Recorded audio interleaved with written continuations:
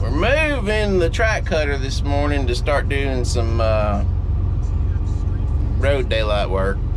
And it rained over the weekend, so our back road's a little slick. So we're hung up, we're getting hooked up to the skidder, and we're fixing to drag the track machine with the truck, with the skidder, onto the job.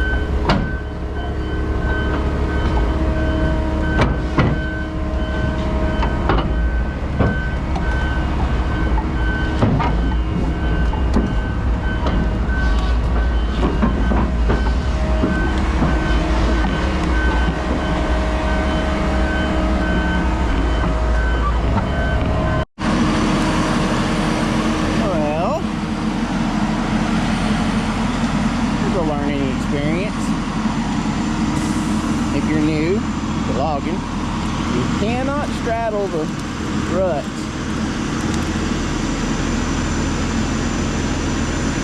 You don't think you can get against it over there?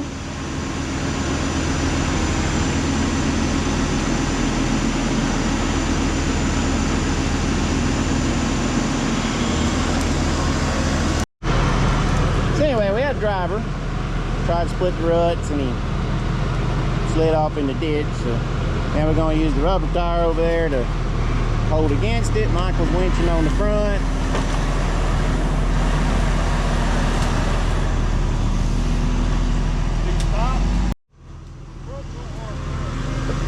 I had to regroup there for a second. Alright, he should be able to go.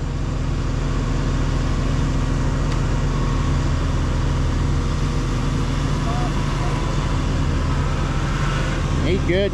Should be able to go with it.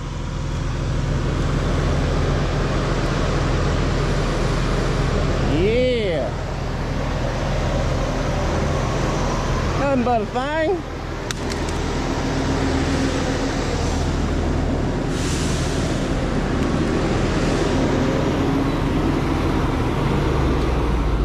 No harm, no foul.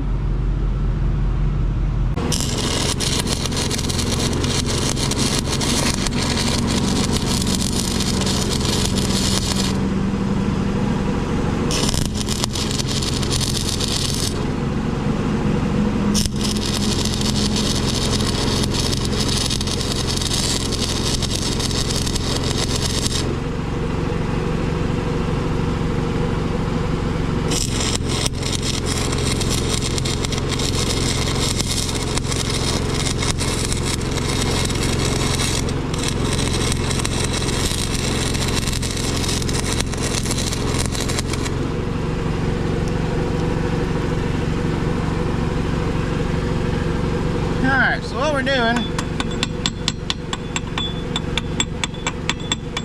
before anybody says anything, this is gonna look like shit.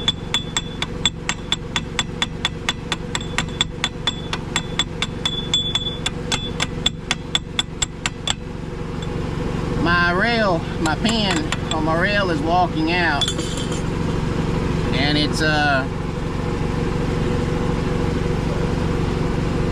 my rails are getting old. So what I'm gonna do is we're gonna weld the inside up here, and then I'm gonna go run a bead on the outside as well, and then I'm gonna fill this in. So basically I'm like rebuilding the pin, if that makes sense.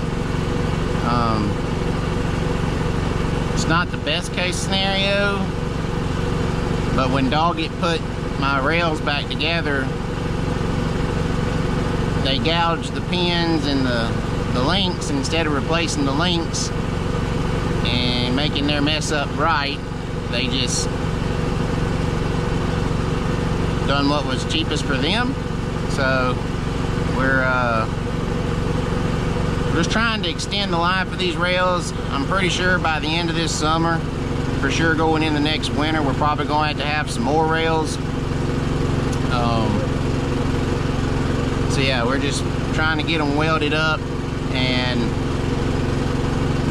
extend the life till we can get to some better times and buy some new rails. Alright, so that's what we got now. I know, it looks like shit. Gorilla Welding 101. But y'all saw how deep that pin was. Hell, it was almost a ½ inch, ¼ inch, somewhere in there. Recessed. And now I gotta go to the other side and make a pass around the outside of it, but yeah. So we filled that up, and hopefully she'll stop walking now. What it'll do, you can see where this one right here was doing the same thing, and I got it welded on the other side. But what it'll do is it'll just keep walking out and out and out until eventually it comes, this side will come loose, and it will either break the pin, break the rail, jump track. You'll be stranded down there in the woods. I might go on ahead and clean that up and make a pass right there just to be safe. Because what they've done is right here, here, and here, and I believe it's even that next rail or link. Whenever I sent it up there to go have the sprockets changed on it, they couldn't find the master link, they said. So instead of taking the time and finding the master link, they just went to cutting links out of it. And I think they got 4 on this side, 3 on the other side. And it, they were taking a cutting torch instead of using an oxy lance and going from the inside here. They were taking a cutting torch and trying to bevel the outside edge of it, and that's what was wrong. They reused this link. This link here was new. I believe that one was new. But anyway, probably fixing to knock that off and make a quick pass around it just to be on the safe side. Because we are getting down to the nitty gritty on these tracks. I've got all, it's 3,700 hours on them. We'll, I was wanting to see somewhere close to 5,000 hours. I kind of feel like I'm going to see somewhere about 42, 45 at best. But this idler right here, that's why this adjuster is all the way out. This idler, I don't even know if y'all can see down in there, but the bearing is out in that. So waiting on money to be able to change that. We just changed this other one about 5 months ago. And this one's been out for a couple of months. We just haven't been using this machine. We just been setting it off to the side and using it as need be, and the timber's pretty small here, so it helps doing the thinning with the track machine, bigger bunches, helps skitter, all that other stuff. So anyway, well, I'm gonna get that done. I'm gonna go do that other side, and then it's time to go to work.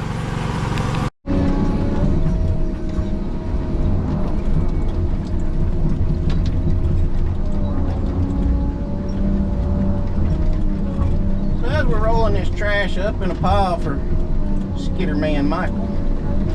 We'll y'all make sure and you're looking for used parts, new parts, aftermarket parts. I know they can get swing bearings for the John Deere machines that like to go out. I don't know what their cost is or anything like that. I do know they're significantly cheaper than what you can get them at Doggett, but anyway, the fine people at GAR Equipment, y'all need to check them out. They've done me really well so far. Great people to work with. Non-corporate atmosphere. I mean, you cannot beat them as far as service. It's a shame that we can't have brand new equipment get serviced the way that I can get this old used equipment serviced from them. So, parts, if you're looking for used equipment, used parts, they have salvage machines. Just anything you can think of that you may need. Packings, pins, bushings. That's it. You just name it. These folks have it. Get it and give them a call. I can't remember their phone number, but anyway, you can Google GAR Equipment. They are in Dodson, D-O-D-S-O-N, Louisiana. I'm gonna pop a wheelie here. Boom, boom, boom, boom, boom, boom, boom. Anyway, damn kid hit me. Dodson, Louisiana, out in the middle of nowhere. Y'all check them out. Let them know I sent you. Let them know you saw us on the you learned about them on the YouTube channel, the TikTok channel, wherever y'all seen it at, and y'all go support them. They're great people. I'm gonna show y'all this real quick before it starts raining. Y'all can see it's not looking good for the home team here. Anyway, I just kind of wanted to show y'all what we're doing down here. Of course, first thinning at that. And so this down here, you can see it's just a wall of timber. There's nothing really. There's no definitive rows in this like it's supposed to be or anything else.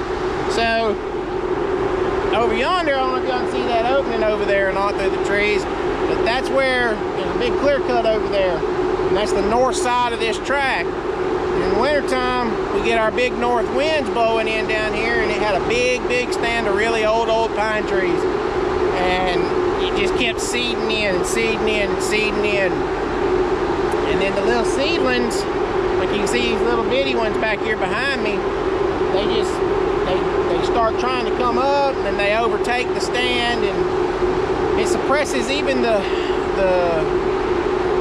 planted trees, the man-planted trees instead of the nature-planted ones.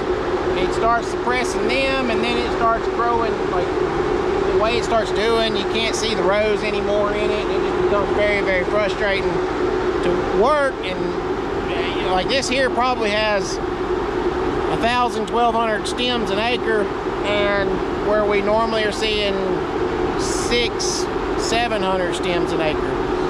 So yeah, there's a lot more stems an acre, and you would think that would be good, but whenever they're all the size of a Coke can, it sucks. So you got a couple of remedies to do it. One, get in here and log it like what we're doing. Get some of this non-merchantable stuff knocked down, open it on up, it'll grow at that point. Whew, thank God that thing shut up. It's probably fixing to get really loud. But anyway, other option would be when you see this stuff is getting seeded in at a young age, you can run a fire through it. And that's what should have happened here, but it didn't get it. It is what it is. So yeah, it is frustrating on the logger's part, because this should be a excellent stand of timber for us to work, and now it's not. The other side of the road, way the track is planted and everything like that, it had a better windbreak on it, and it's not seated in like this, and it worked really, really well. Hopefully the further we go this way, away from the clear cut over there, it should start, you know, thinning out. It should start doing better. It might not. You just can't tell. And then sometimes also they'll just say, like, this here wasn't growing, enough of the stems didn't take whenever they planted it the first go around. They'll hire a crew of men. Typically they have a bunch of hand planters come in from Mexico in the wintertime, and they'll just run around out here with little dibblers and little bags of trees, and they'll just make a little dibble in the ground, stick a tree in it, pack it down, and on to the next one. And they're just kind of, they're just all over out here. They're just sticking trees in the ground. It's pretty neat to watch, because they'll start off, they'll usually be, say, 10 of them, and they're spaced out, you know, 7 to 10 feet away from each other, and they just kind of work this way and then move over, and then it's just, they kind of just make big old circles out here all day long, walking from side to the track to side to the track. And that could have also been something that happened here, because this is some rather damp ground. But anyway, I just want to show y'all that. But if you don't get in here, if you don't manage it, kill it with fire. It's too old now to kill the seedlings with fire. Most of them will survive. And there's really not enough understory in this to get the fire hot enough to kill them as need be. If you don't get in here and log it or catch it early enough and kill it with fire, if you just leave this standing because, oh, this is horrible, or just say you punched down rows in this and didn't try and thin anything out of this, you know, from this down row over here to this down row over here, this is what we call a down row middle. If you don't thin anything out of that, these trees are not going to grow. I mean, these trees right here, these trees that you can see, they're stunted. They are stunted. Just like over here, these trees over here, they're stunted. You see how the tops of them and everything, they're not growing, they're not doing well. Now these other trees that are trying to do well, you get these trees, these nuisance trees, out from underneath it, and get it opened up, and it'll take on. You come back in 2 years after you thin this, and it won't even look like the same stand of timber. You'll never believe that it was as small or suppressed as it is right now, so long as you thin it right. That is what is so critical about thinning it right. And if you just come in here and half-ass thin it and do a poor job just trying to bust through it and knock rows and, you know, not try and do a legitimate job. I mean, you can't do it perfect because you have to meet production, but you can come in here and do what needs to be done to get the stand of timber manicured enough again to let it rejuvenate itself over the next 5 to 8 years. Otherwise, if you don't get in here and do this now in the first thin application, this stand of timber is stunning for the rest of its life. Instead of it making nice big, like this tree right here, you know, that'll end up making a nice big ply log. Same thing with all these bigger, healthier trees you see, and all these behind me you see. That's the game plan here, is we're not shooting for chip and saw, we're shooting for plywood logs. And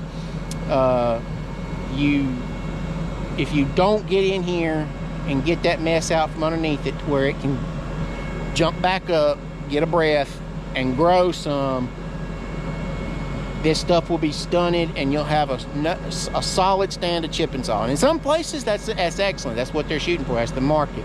But that's not what the market is here. We're shooting for plywood logs. So I mean, they are moving more chip and saw into the area, but